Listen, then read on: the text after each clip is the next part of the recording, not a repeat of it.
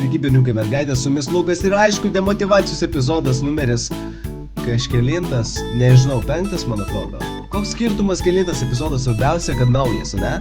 Tai tiesiog varo.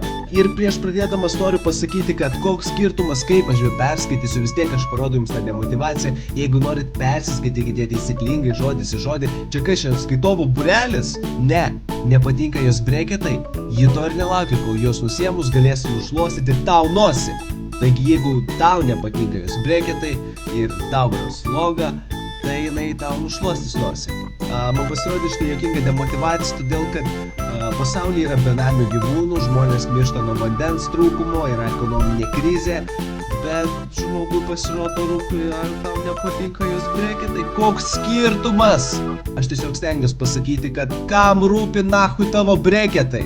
Tikiuosi, kad supratai užuominą demotyvacijos kūrėjau.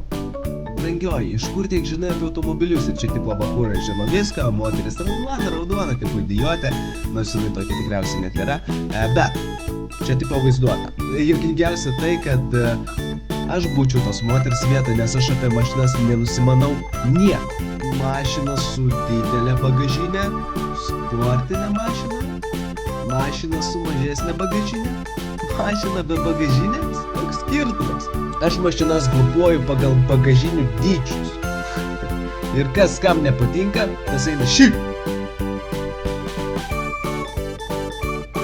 Čia tipo pavaizduoti 9 punktai. 9 punktai, be kurių neįmanoma savaitgalio vakaras.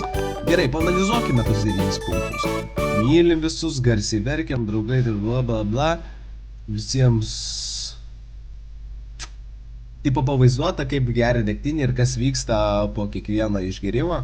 Kas čia blemba, vaikų darželio dozė po velnių?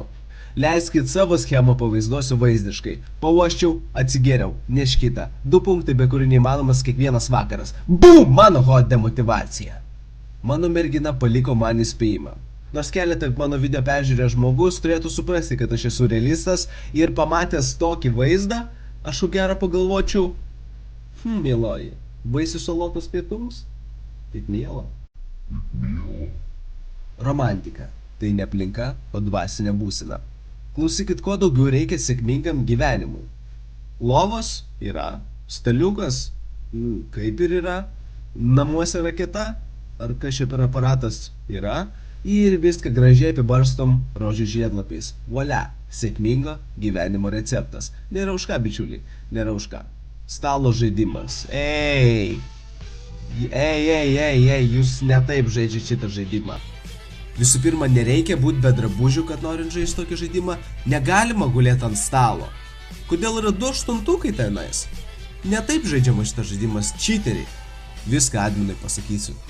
Šitą demotyvaciją iš tiesų man nerūpi, man įdomi pati nuotrauka. Pasakysit, Lukai, viskas aišku. Palaukit, berniukai, mergaitės, to viską paaiškinsiu. Jis reiškia nori pasiaiškinti, jis yra gėjus. Aš žinau, kad nieks taip nesako, bet ir nieks taip nesakė. Nesvarbu, čia mano prikolai, tipo prikolai. Ir aš padarydamas prikolai padarau prikolą. Ką? Leiskit atsigerti. Man įdomi šitą nuotrauką, kaip išsivystė šita situacija, tarkim, žiūrint iš šalia žmogaus esančios perspektyvos. Tarkim, yra kažkokie modeliai, važiavo to autobusu ir, tarkim, autobusas sustojo, sugedo ir sako, vairuotojas gaidžiai, pastumti. Visi, gerai. Ir jie išlipa iš autobuso, atrodė šitaip. Ir pamatęs aš tokį vaizdą, man kiltų klausimas iškart, ką jie veikia tam autobuse. Taip apsirengė. Dar noriu prie vieno dalyko prisikabinti, kad tas bičas nesupranta stumimo savokos, nesupranta stumimo esmės. Nelabai suvokia, kaip fizika veikia, todėl bičia tu ne taip stumi.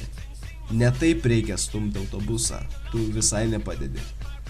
Tu tiesiog nori atrodyti seksualiai, žinau, bet vis tiek autobusą tai stumti reikia. Gerai! Demotyvacijos epizodas 5, man atrodo, jau baigęs. Bliac!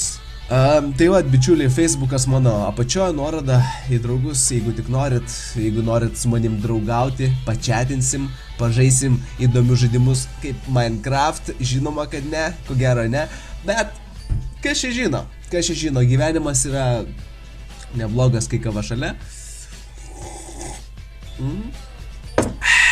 Berniukai mergaitės, aš atsisveikinu, sakau ate ir... Baliai!